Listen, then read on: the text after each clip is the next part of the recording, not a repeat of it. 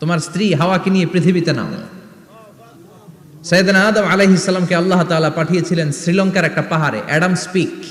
ওখানে ঐতিহাসিকভাবে প্রমাণিত, এটা হাদিসে নেই, কুতুবুত তারিখে এসেছে। শ্রীলঙ্কায় একটা পাহাড় আছে, কলম্বো থেকে অনেক দূর। ওই পাহাড়ের চূড়ায় সাইয়েদনা আদম আলাইহিস সালামের ফুটপ্রিন্ট আছে। ফুটপ্রিন্ট মানে পায়ের ছাপ। সুবহানাল্লাহ পড়ো। সুবহানাল্লাহ। তো যেদিন আদম আলাইহিস সালামকে আল্লাহ ওখানে পাঠিয়ে দিয়েছিলেন, ওই দিনটা ছিল জুমার দিন। সুবহানাল্লাহ নাই? সুবহানাল্লাহ। সুবহানাল্লাহ বাড়িতে যায় বলেন। সুবহানাল্লাহ। চিল্লায় পড়েন আল্লাহু আকবার। আল্লাহু আকবার। এরপরে সাইয়েদনা আদমকে পাঠানো হলো শ্রীলঙ্কায়। সাইয়্যিদাতুনা হাওয়া আলাইহিস সালামকে পাঠিয়ে দেয়া হলো সৌদি আরবের জেদ্দা শহরে। আরবিতে জেদ্দা বা জাদ্দা মানে দাদি। জেদ্দাতুন বা জাদ্দাতুন মানে কি? দাদি। হাওয়া আলাইহিস সালাম আমাদের সবার দাদি, ঠিক কিনা? ওনার নামে এই শহরের নাম। বছরের পর বছর সাইয়েদনা আদম আলাইহিস সালাম এবং হাওয়া আলাইহিস সালাম আল্লাহর কাছে ক্ষমা চাইলেন, আল্লাহ ভুল করে নিষিদ্ধ গাছের ফল খেয়েছি, তুমি মাফ করে দাও। আল্লাহ বললেন, আদম কয়েকটা কালিমা শিখিয়ে দেব, এই কালিমাগুলো পড়ে আমার কাছে দোয়া করো, আমি কবুল করে নিব। আল্লাহু আকবার। আল্লাহু আকবার। আল্লাহ শিখিয়ে দিলেন আর বললেন, আদম পড়ো, রাব্বানা যালামনা আনফুসানা ওয়া ইল্লাম তাগফির লানা ওয়া তারহামনা লানাকুনান্না মিনাল খাসিরিন। ও আল্লাহ, জুলুম করেছি নাফসের উপর, ভুল করেছি, অন্যায় করেছি, আপনি যদি ক্ষমা না করে দেন আমরা শেষ হয়ে যাব, আমরা হালাক হয়ে যাব, ক্ষতিগ্রস্তদের মধ্যে শামিল হয়ে যাব, ঠিক কিনা? আল্লাহ সাইয়েদনা আদম আলাইহিস সালামের তওবা কবুল করলেন। ওনার কাজ হচ্ছে তওবা কবুল করা, আমাদের কাজ গুনাহ করা, শয়তানের কাজ ওয়াসওয়াসা দেওয়া, আল্লাহর কাজ খালি মাফ করা। সুবহানাল্লাহ। সুবহানাল্লাহ পড়বেন না? তাকাব্বালাল্লাহু তাওবাতা আদম ফি ইয়াউমিল জুমআহ। আল্লাহ যেদিন আদম আলাইহিস সালামের তাওবা যে কবুল করছেন, ঘোষণা দিয়েছেন, এই ঘোষণাটা ছিল জুমার দিনের ঘোষণা। আবার সাইয়েদনা আদমকে যেদিন রূহ কবজ করে আবার নিয়ে যাওয়া হয়, ওই দিনটাও ছিল জুমার দিন। পড়েন সুবহানাল্লাহ। যেই দিন পৃথিবীর প্রথম মানব, প্রথম নবীর রূহ মালাকুল মাউত দুনিয়ায় এসে কবজ করেছে, ওই দিনটাও ছিল জুমাবার। সুবহানাল্লাহ। আল্লাহু আকবার। আবার বিশ্বনবী বললেন, লা তাকুমুস সাআহ ইল্লা ফি ইয়াউমিল জুমআহ ইযা যুলজিলাতিল আরদু জিলজালাহা ওয়া আখরাজাতিল আরদু আসকালাহা ইযা রুজ্জাতিল আরদু রাজ্জান ওয়া বুসাতিল জিবালু বাসসা। কিয়ামতের দিন পৃথিবীটাকে একটা প্রকম্পন দিয়ে কাঁপিয়ে দিবে কে? আল্লাহ। মারাত্মক একটা ঝাঁকুনি দিবে আল্লাহ, পুরো পৃথিবীটা কেঁপে ভেঙে চুরে খান খান হয়ে যাবে। এই ঝাঁকুনি আর আর্থকোয়েক, ভূমিকম্প এর ঘটনাটা যেদিন ঘটবে, ওই দিনটাও হচ্ছে জুমার দিন। চিৎকার করে পড়েন সুবহানাল্লাহ। তার মানে আদম সৃষ্টি হলো জুমার দিনে, দুনিয়ায় নামিয়ে দেয়া হলো জুমার দিনে, তওবা কবুল করে নেওয়া হলো জুমার দিনে, রূহ কবজ করা হলো জুমার দিনে, আবার কিয়ামত সংগঠিত হবে জুমার দিনে। পড়েন সুবহানাল্লাহ। আবার বিশ্বনবী বললেন, আর রমাদান ইলা রমাদান, এক রমজান থেকে আরেক রমজানের মাঝখানে যত গুনাহ হয় মাফ করে কে? আল্লাহ। তারপরে বিশ্বনবী বললেন, আল উমরাতু ইলাল উমরাহ, কেউ যদি একবার উমরা করে পরে আবার করলে দুই উমরার মাঝখানে গুনাহগুলো মাফ করে দেয় কে? আল্লাহ।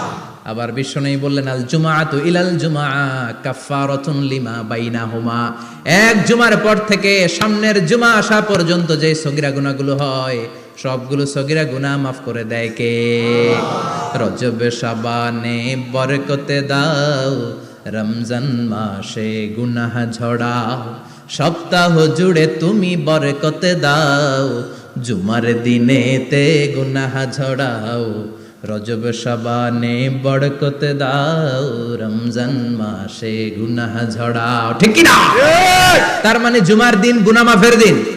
সারা সপ্তাহে ভুল ত্রুটি অন্যায় যা করলাম, জুমার নামাজের বদৌলতে সব গুনাহ মাফ করে দেয় কে? আল্লাহ। এই দামি দিনটাকে আল্লাহ ইহুদিদের দিতে চেয়েছিলেন, পায় নাই। আলহামদুলিল্লাহ কইবেন না? আলহামদুলিল্লাহ। ইখতিলাফু, তারা ইখতিলাফ করে হারাইছে এটা। এই দামি দিনটা রব্বুল আলামিন নাসারাদেরকে দিতে চেয়েছিলেন, ফাখতালাফু, ওরাও ইখতিলাফ করে হারাইছে। এজন্য ইখতিলাফ ভালো জিনিস না খারাপ জিনিস? মারামারি ভালো জিনিস না খারাপ জিনিস? আর ঐক্য করা ভালো জিনিস না খারাপ জিনিস? ঐক্য করতে রাজি আছেন?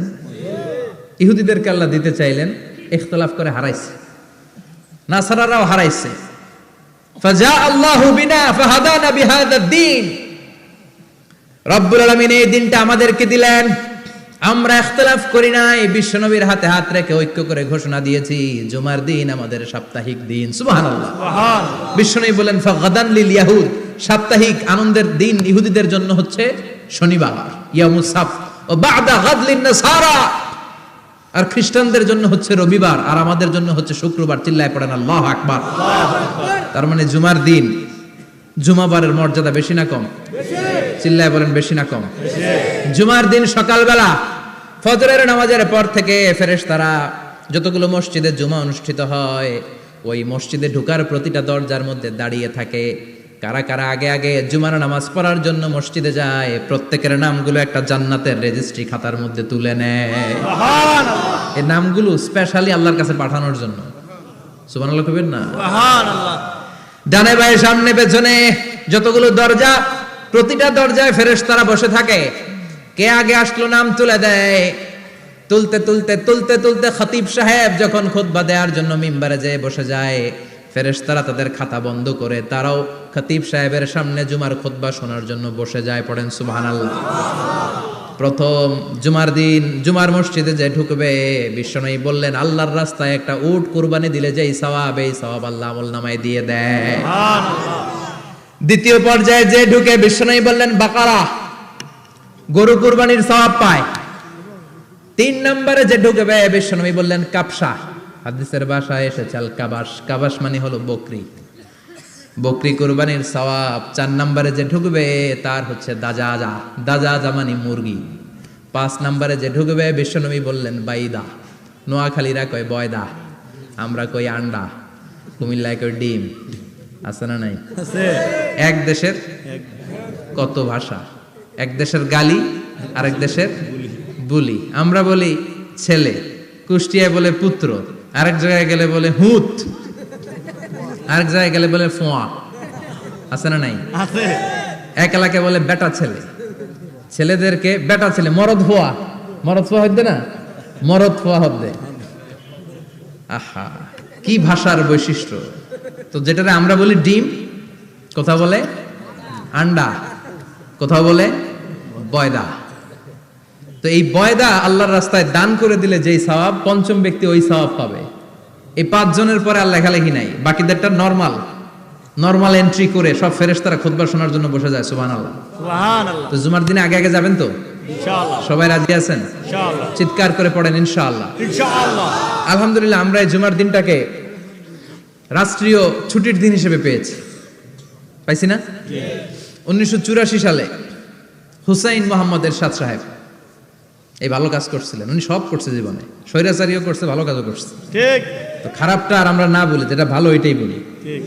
উনার কারণে আজ অবধি এই 84 থেকে আজ 34 বছর বাংলাদেশের রাষ্ট্রীয়ভাবে সাপ্তাহিক ছুটির দিন কোনটা?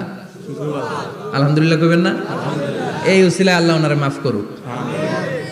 পৃথিবীর অনেক দেশে কিন্তু শুক্রবার ছুটির দিন না। আমি বছরের বেশিরভাগ সময় মালয়েশিয়াতে থাকি। মালয়েশিয়ার সাপ্তাহিক ছুটির দিন রবিবার। খ্রিস্টানদের সাথে অনেক বিজনেস তাদের মেনটেন করতে হয়। তো তারা যদি শুক্রবারে ছুটির দিন করে, তাহলে সপ্তাহে 2 দিন ব্যবসা বাণিজ্য কাটা পড়ে যায়।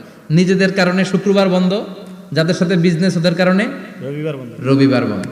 আমরা আলহামদুলিল্লাহ আল্লাহর দেয়ায় পবিত্র দিনটাতে পেয়েছি জুমাবার। আলহামদুলিল্লাহ পড়েন আলহামদুলিল্লাহ। এজন্য বিশ্বনবী বললেন খবরদার এদিনের নামাজ মিস করো না। মান তারাকা সালাসা জুমাইন তাহাউনান, গাফলতি করে টানা 3টা জুমা যে ব্যক্তি মিস করলো, তাবা আল্লাহু ফি কলবিহি, রব্বুল আলামিন ওই লোকটার অন্তরের মধ্যে মোহর মেরে দেয়। ওয়া কুতিবা ফি জুমরাতিল মুনাফিকিন, মুনাফিকদের খাতায় তার নাম তুলে দেয়। 3টা জুমা যদি কেউ মিস করে, 2টা পানিশমেন্ট। এক হচ্ছে তবে আল্লাহ ফি কলবি, আল্লাহ অন্তরে মোহর মেরে দেয়। ভালো কথা ভাল লাগে না, নামাজ ভাল লাগে না, আজান ভাল লাগে না, ইসলাম ভাল লাগে না, শুধু মৌজ মাস্তি ভাল লাগে, গান বাজনা ভাল লাগে, এরকম আছে না নাই? জুমার নামাজে যায় না। আরেকটা হলো কুতিবা মিনাল মুনাফিকিন, মুনাফিকদের খাতায় নাম তুলে দেয়। আল্লাহ হেফাজত করো। আরো জোরে পড়েন আমিন।